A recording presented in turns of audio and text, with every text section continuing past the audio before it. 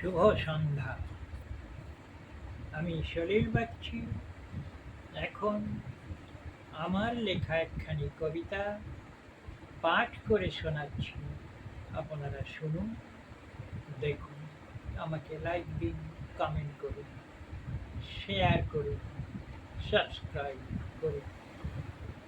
কবিতার নাম ভয়ের ভূত। কান পেতে শোনো ফিসফাস, কারা যেন কথা বলে চাপা চাপা বাতাসে বাতাসে। নীরবে নিথর আধার রাত্রি, কানে কানে সে গুঞ্জন।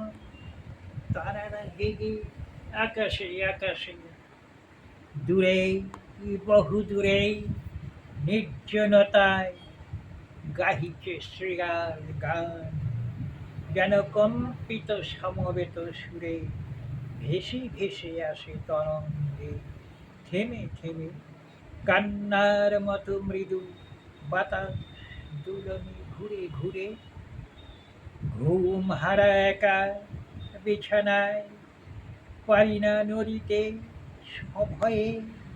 দুলতে পারে বুকে স্পন্দন, বুঝি এলো ওই ধরিতে আমারে।